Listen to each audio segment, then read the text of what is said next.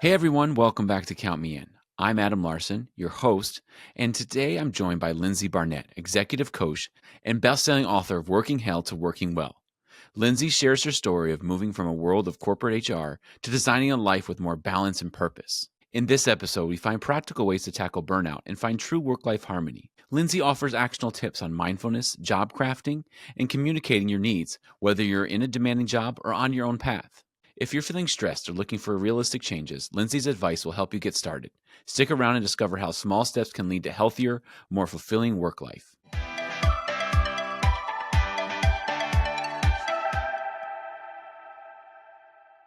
Well, Lindsay, thank you so much for being on the podcast. I'm excited to talk with you about workplace and burnout and a bunch of other things together. I wanted to take a step back and get to know about your story a little bit because you took the leap from a full corporate HR role to rethinking your relationship with work and you did kind of part-time stuff. And so I wonder if you could tell a little bit Yeah, about your story. yeah. Yeah, I mean, I think for me, one of the common threads in my life when I reflect back on, 20 years and generally the corporate world is I was always really seeking some form of flexibility, right? So in my years, I was looking for flexibility to be able to travel and all my hobbies and hang out with my friends and things like that. And, as I had a family and have other responsibilities, I had to really look and figure out, okay, how do I make this work? And so when I had companies that offered flexible work arrangements, which now seem like maybe they have gone to the wayside, um, I always took advantage of those. So one of the ones that you referenced that I took advantage of right around, kind of in the first year of the pandemic, it was the great resignation. Companies were throwing, all sorts of things at people. And one of the options was part-time. And so I pitched working part-time to my manager or boss at the time. Thankfully, he and I had worked together for a while, had a lot of trust built up, and so I got approved to shift to part-time hours. And it really opened my eyes to the ways that I had been working in the past. And so, from there, I unfortunately, the downside to part-time is it likely makes it easier for you to get laid off. Mhm. So I ended up on the layoff list, but I ended up pivoting into doing my own thing, which has been great. And I have a lot of the flexibility that I've been seeking. So it's been great. You don't have to work for Yeah. yourself to have, but I made it work in corporations for many, many years, which is part of what I tried to put into my book. So yeah. Yeah. So talk a little bit more about that. Like, how did working part-time kind of help you better understand your needs and kind of discover what you needed to make? I think a lot of it for me really became about having a nervous system reset, right? When you're working full time and you're going from meetings to meetings to meetings, and then when all the meetings are done, and then you're working into the night and whatnot, you almost lose sight of what normal is anymore. And so I think because I shifted to part time, in a lot of ways, the job didn't fully exist, right? We took a lot of strategic projects that somebody had to lead and put it together. So the combination of the workload really being well contracted to be done in a part-time schedule, as well as me just having time and space for being in the rest of my life really allowed me to see that work is just part of my life Mhm. and I can, really feel into when I am my best self. And Mhm. I think being in that best self place made me more productive in my part-time role. In a lot of ways, I feel like I was getting as much, if not more work done than I was in my full-time schedule. And I just could feel into, hey, like this is what it's like to not be stressed all the time, frankly. So that sounds really nice. And I think all of us would be like, yeah, can I do that too? But then Yeah. reality Yeah. sets in, and a lot of us maybe can't do part-time because of financial reasons or Yeah. for whatever Yeah. reasons. And, burnout is a real thing. Like, it's really Yes. happening for a lot of people. A lot of organizations are tightening their belt. So if you're not on the chopping block and getting let go, you're still there trying to make everything still work. I So, know. what are some Yeah. maybe we could talk about, like, what are some practices that you've seen can make a real difference in organizations and trying to address that burnout? Yeah. So I think a couple things. Well, I was able to have the part-time experience because I'm an executive coach. What I found is that a lot of my coaching clients worked full-time hours. They weren't on a part-time schedule, but a lot of the practices that either we worked on or they already had in place Mhm. really supported them in having a better work-life harmony. A lot of it for me comes down to just mindfulness and how do we work more mindfully? So, how do I start to notice that I'm fidgeting in my chair and my body is telling me you need to take a break. Doesn't matter what it is, but you need to take a break. Yeah, yeah. How can I, be in tune with my emotions, right? Where okay, I'm working on this project and I'm feeling super, super stressed out. What do I Mhm. need to do to calm myself? Do I just need to take some breaths? Do I need to connect with a colleague and, just thought partner with them for a little bit?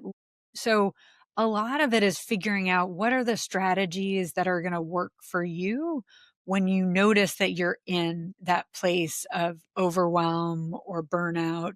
And I've had a lot of times before going to part time, I've battled burnout on a couple occasions while still trying to figure out how to do this in the Mhm. full time space.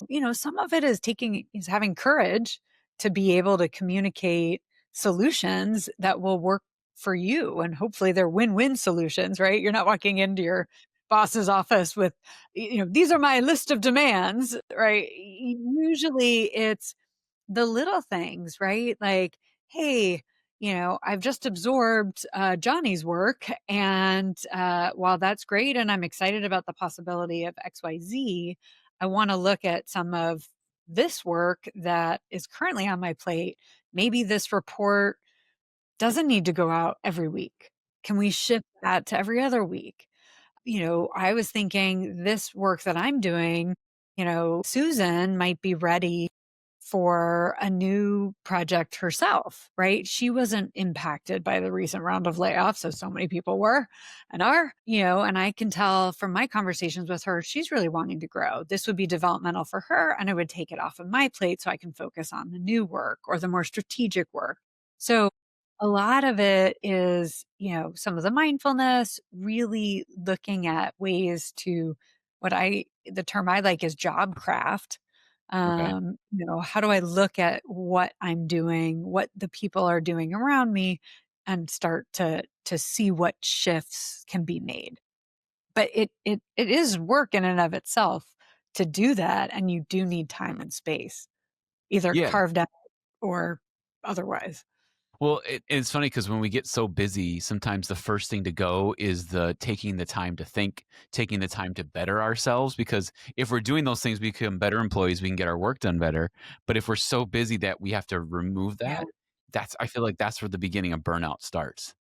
Yeah. It's really hard. You have to be really intentional about creating that time and space because you're always gonna feel like it can't exist.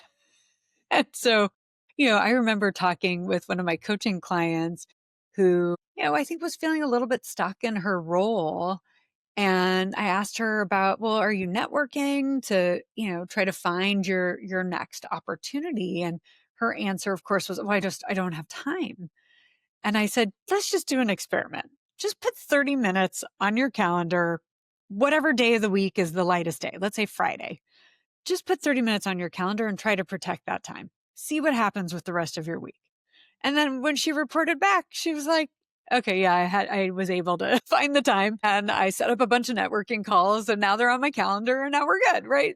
Mhm. Sometimes it's a little bit of really getting clear on what are my intentions. You don't have to pick something really big. It could be picking something small to do. Like, I'm going to do a 1 minute rest in between calls of just Yeah. sitting in my chair and getting in touch with my body. That could be enough.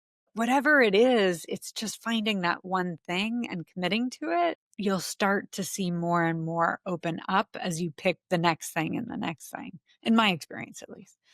It's fun the analogy that kinda came to mind as you were talking is, like, you don't always need to use an axe when a scalpel or a small little, like, butter knife will do. Like, you don't always use your axe in your work time and your schedules, just a little butter knife, like the 30 minutes, like you were saying. I just feel Yeah. like that's like a it's something to keep in mind because you can't tackle everything right away. You have to do You small can't. things. Yeah, like, I'm a huge believer in plan D.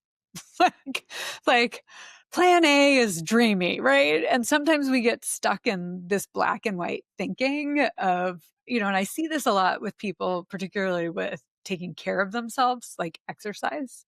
Yeah. The gym doesn't call you up and say, "Hey, it's time to go to the gym," but your boss is emailing you all the time. So, there's you've got to figure out how to own that for yourself as well as negotiate with others so they know what your needs are and what you're trying to do. But, plan D, there are days like I'm committed personally to doing some meditation and some yoga every day. Some days I have a lot of time. Great. I can do, my goal time period. Sometimes it's take a breath, do a downward dog, and we're on with our day. Right? But that's my plan D. But I always know that I have Mhm. a plan D that is still self honoring and I'm going to do whatever that looks like. But most days it's plan B and C. No, I can't help but think of your title, to your book, "Working Hell to Working Well." And it's interesting because a lot of stuff we've been talking about are the steps you need to take to get from hell to well, I guess, that bridge that gap. And maybe we can start by just kind of talking a little bit like how do you bridge that gap? Because sometimes when you feel like work is hell, it it takes a long and it's not an easy process to get to Yeah. well. And so maybe we can start by like how do you start? Where do you start? So I think there's a couple things to just call out because for me, I think one of my big ahas as I was writing the book is there's a little bit of a stalemate that's happening right now in organizations. And I think organizations are saying, hey, it's you. You gotta you gotta take care of yourself. We just give you the work and pay the big bucks, right? And then individuals are saying, "Hey, you're giving me too much work. I can't take care of myself," right? But we're doing this and then we're not getting anywhere.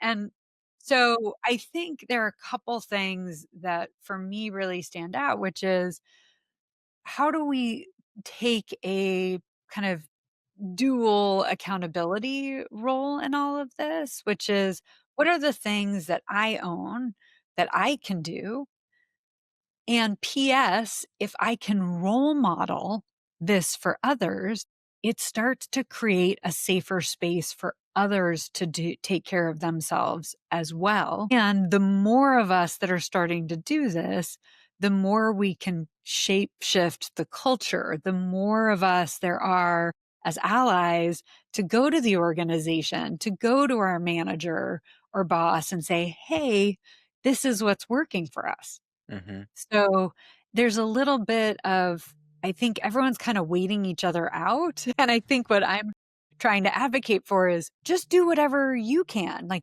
go be the change. We can't wait for organizations to change. That's like asking, Titanic to, like, Yeah. course, like, we've gotta do a little bit at a time together, but role modeling and making it safe for us all to start taking advantage of our well-being can help.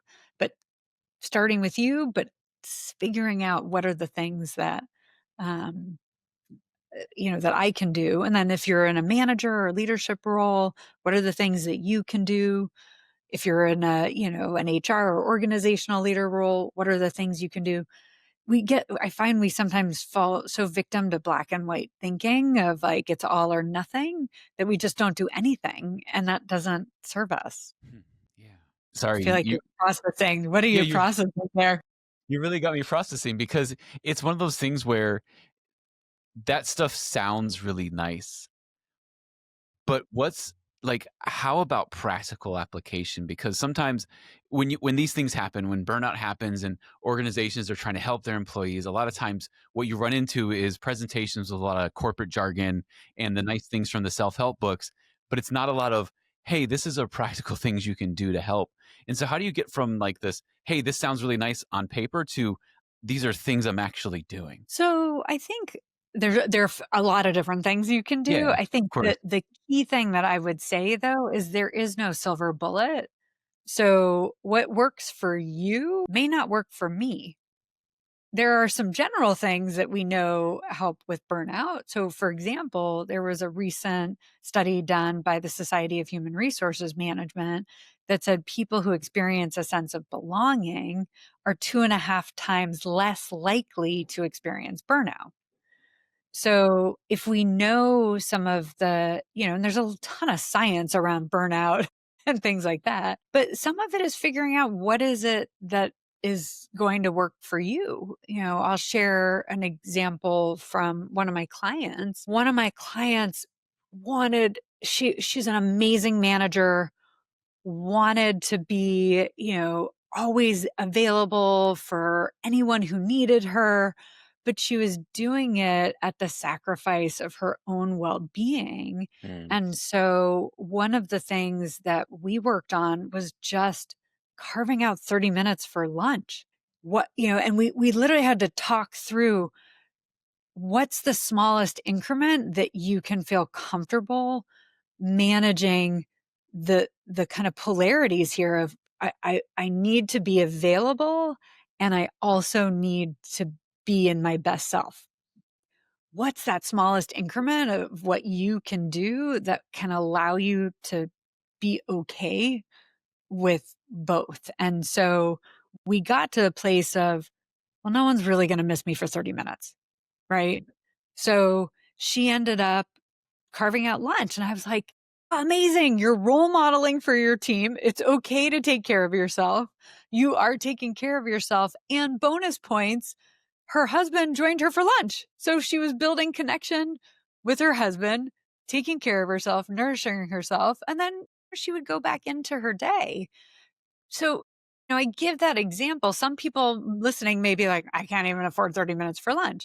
Whatever it is, it's really starting to notice, even if you just take a week, do a time audit.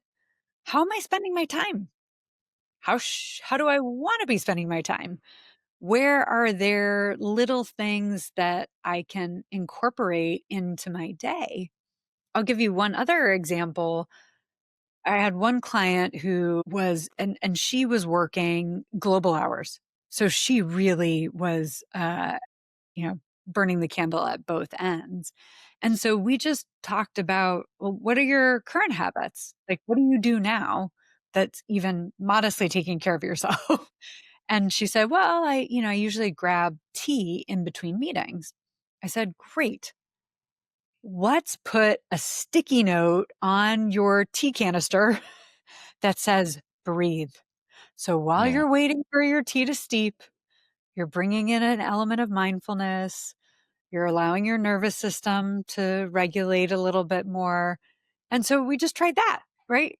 So they're just little things that, even though they sound like, how is that going to make an impact? Hmm. You do that little thing and then you do the next little thing and it starts to build over time, but you have to have that intention and that commitment, which is hard. This is where, working with a coach is helpful, right? Like a lot of my Hmm. clients had me in the back of their head saying, don't forget to breathe, which sometimes is the accountability that we need. So understanding how does accountability work for you can also help. Yeah, like, do you have a coach? Do you have a mentor that you can connect with? A coach, a boss, a colleague, somebody who you work in the office with? Find that person that works for you, because not everybody may have access to a executive coach. Not everybody may have access to a mentor, but find that person that works best for you. And it And it reminded me again of another like analogy of that snowball effect. Like you start with a little snowball at the top of a hill. As it keeps rolling down, if it's the perfect elements, though that'll keep growing and growing. And so Yeah. we have to do little things to make big changes, which it Yeah. sounds weird to say. I know, but I don't know, I'm a big believer in the little things. Yeah. And you've mentioned mindfulness a couple times, and I was wondering if we could maybe take a step back a little bit, and maybe you could define what you mean by mindfulness in this case, and that we can help people understand what we're talking about. Yeah, yeah. So, I'm not a mindfulness expert, Okay. but I am trained as an integral coach, and so as an integral coach, what that means is trying to integrate and help people integrate between the 3 intelligence centers. So, mind, IQ, heart, EQ, and body, BQ, right? So there are all these intelligence centers, and so a lot of us walk around as a brain on a body, right? Like, we don't really have a lot of connectivity with our emotions. Many people only know kind of happy, sad, mad. Like that's the extent of our emotional, you know, intelligence around like how to name our emotions or our body, right? If you're sitting in front of a computer for 18 hours a day, you may be generally disconnected from your body. So a lot of what I was trained in and what I try to support clients in is being able to access some of those different centers of intelligence so that you can really have a choice in how you're going to respond to things. Because if we're not being mindful, I think the shortest answer is when you're mindful, you are not just reacting, you're responding. You're taking that 1 second pause to say, Yeah. "What do I want in this next moment?" I like Is that that. helpful? Yeah, no, that does help because it's one of those things where you hear that word a lot and, at its base thing, you're being mindful, you're thinking about something else, right? You're thinking not just of what's right here, that's like at its base level. But I appreciated that kind of overarching overview because when it comes to being humans and working in like a corporate environment, any type of business environment, I think sometimes the lines between employee and human kind of blur and we focus on I just have to be the employee and do the best that I am. We forget that I'm a human and I have to remember about how I'm feeling. And sometimes, hey, that person said that to me and that really rubbed me the wrong way, but I don't know why it rubbed me the wrong way. How should I think about that? And those aren't always things that we address. And maybe we snap at somebody. Why did I snap at them? Oh, you know what? I got up at 3 a.m. because my baby woke me up. And then I had to go to this Mm, meeting at 6 a.m. and I was snapping everybody. And why was I doing that? Oh, because I woke up like, all these things. But unless you have unless you take the time to be mindful and have that emotional intelligence and say, okay, hold on a minute and say, hey, Susie, I'm so sorry I snapped at you. I had a rough morning and I shouldn't have taken out on you. Can we like be okay? And those things don't happen enough. And because yeah, in so many environments, it's like fast paced or we have to, it's a high pressure. So you don't want to seem like you're vulnerable at all. But I feel like that degrades what we as humans can just be our best selves, I guess. yeah, and also, kind of even just having time for pause is really hard. Like, I think about Yeah. meetings. So many meetings have, like, a half-hour meeting with a 7-item agenda. Like, people don't even have time to fully process what we're talking about before we're like, "Okay, we all done? We're all agreed? Great, moving on to the next Mhm. topic." And I see this happen a lot with teams, especially cross-functional teams, where they're just slowed down so much because they move too fast, too soon, that they end up kind of having to circle back on so much. But if we could just incorporate a little bit, little bit of time for pause, that's all it is, a little pause. We can be kinder, more thoughtful, more aware. It's all good. Yeah. Yeah, I remember somebody challenged me once to schedule, don't schedule a 30-minute meeting, schedule a 25-minute meeting. Don't schedule an hour, schedule a 50-minute meeting. Give everybody like 5 minutes or 10 minutes back into their day so they can go from one meeting to the next. And I remember they were saying like, if you do that, this is how much time you get back in your week. And I'm like, what? But I set in Outlook, I set my default to 25 Yeah. and 50. And I started doing that and I started ending meetings earlier if I could. And I was like, wow, I can breathe because if you start work at 8:30 or something like that and you don't have a break until noon, that's really rough. And there's no like every meeting went to the exact end. Yeah. That can really put a huge burden on you and get Yeah. cause a lot of stress sometimes. Yeah. And it's interesting too what you bring up. I think a lot of times people focus we hyper focus on time.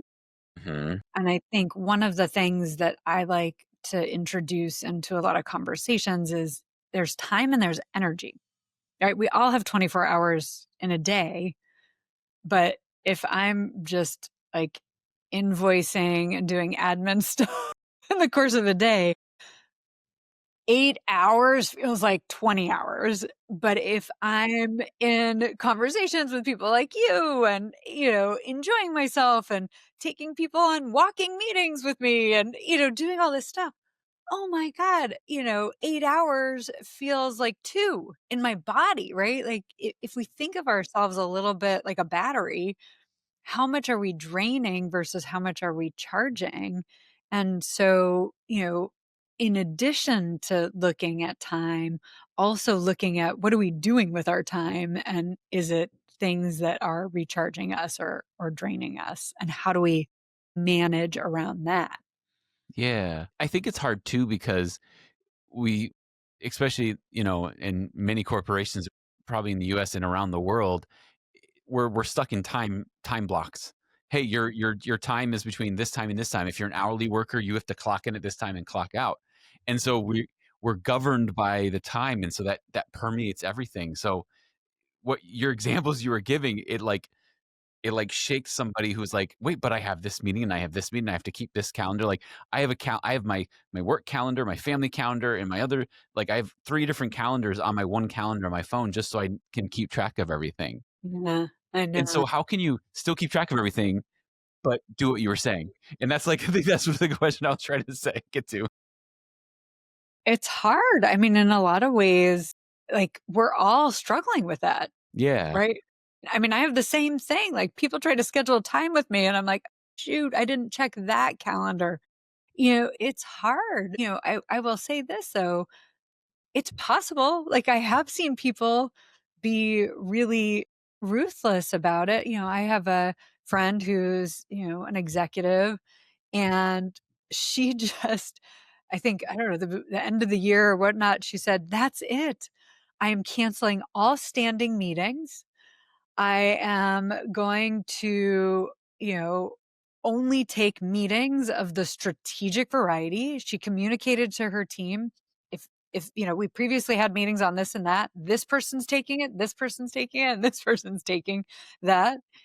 These are the kinds of things that if you want a meeting with me that I would love to hear about. And she got so much of her time back to focus on the things that give her energy that really matter to her, and it made a big, shift in her life, but she was managing both the time and the energy, right? Yeah. So, how do you put the 2 together? But sometimes you gotta be ruthless. Yeah, it sounds like you have to be ruthless. It sounds like you have to kind of make some you mentioned courage earlier in the conversation. You have to kind of have some courage to say, "Hey, no, I can't come to that meeting," or "Hey, can you have tap on so and so to do that?" Or "Hey, you know what? I'll get to what you're asking me to do in September." But why? Well, this is why. And being able to Yeah. have those tough conversations, and I think sometimes we're afraid to do that, whether the environment you work in you feel like you can't say no, and actually you can. It's just it's unfortunate that your culture is like that. And so it's like, how can maybe we can talk about how what are some steps to getting to that courageous moment? Yeah. So there's a couple things. One of the things that I share in my book is this model called more time now. Yeah. And so what it is really looking at what are the fears that are holding me back from that courage to be able to negotiate for what I need. And so the more in that is more is better, right? We often have this more is better thinking, which usually comes from a fear of fear of inadequacy, right? Like, so more is better. And so if we can acknowledge that I have that fear and find a way to contradict it, then I won't have a lot of the behaviors that are putting me in this place of overperformance and things, because sometimes again, this is how do we start with ourselves? What are we doing to hurt ourselves first? And how do we break clear of that? The other one is, time, which is I have no time, which is usually I find a little bit a fear of failure. And so sometimes by looking at, are our standards too high, right? Do we create this bar of perfection or whatnot for ourselves because of this fear of failure? What would happen if we dialed that back even just a little bit? And then the last one is, now. And so this is all about, people coming to us, okay, you need it now, right? This cycle of hyper responsiveness, which usually comes from a fear of rejection. And so if we can open up and, turn the mirror inward and say, okay, what are the fears that might be driving some of my behavior? That can open us up to say, okay, what can I do for myself? And what do I actually have to negotiate? And what am I afraid to negotiate on? And, the more is better. Sometimes you can negotiate with others, right? When you're thinking of what good looks like, are you thinking, 20-page deck, or are you thinking like a one-page memo, right? Because and I see this happen a lot actually when I've talked to executives where sometimes they make what they think is a simple request. Sometimes they don't know what a request entails, but sometimes they don't actually clarify what the conditions of success are. And then they get back like a 50-page deck that someone worked all night on. And they're like, I just wanted to know this one thing. So sometimes we have to just ask what does success look like? What is outcome? And that may not need to take a lot of courage, but I also acknowledge the fact that if an executive just sends you a ping on the way to a meeting, you may not be able to get more time with them. But, Yeah. you know, how do you start to figure out some of those things that either you're doing to yourself, or what are the questions that I can ask to either get more information or to figure it out? I think that's everything you're saying. I feel like we all can take little bits of it and apply it in what works best for us because, like as you're saying stuff, I'm like, huh, maybe I should try this. Maybe like I'm getting ideas as you're talking because Oh, I good. feel like there's constantly times where you can feel overwhelmed and it could lead to burnout. It could lead to missing things. It could lead to making mistakes. And you have to find that time to take time back for you. And I think Yeah. that's a lot of what you're saying is like, hey, remember you're important because if you keep doing this to yourself, you're going to take yourself out of the equation, which is going to be worse. So how about you take time for you? And that's it's a huge reminder for accounting professionals, for HR professionals, for anybody in any industry, because we all are feeling the pressure. We're feeling the pressure of the turmoil of everything that's going on around us, and we can't forget about that we're humans and that we need time. Yeah. Yeah. It's hard. It's really hard. I mean, even though I'm sharing like, well, you could try that and you could try that. Like, the idea for me is how do we expand the aperture so Yeah. we can see a few more options? Doesn't mean they're going to be easy. I try to share easy stuff so that it feels easy, right? Like, one of the examples that I share in my book is a story of a friend who, she wanted to get healthier. She just bought a bigger water bottle. That's it. Wow. And she lost weight. Her skin was glowing. She felt better. Right. So, what's your water bottle? Right. Like, how do you find the easiest thing? Because action is what really starts to release us from that stuckness.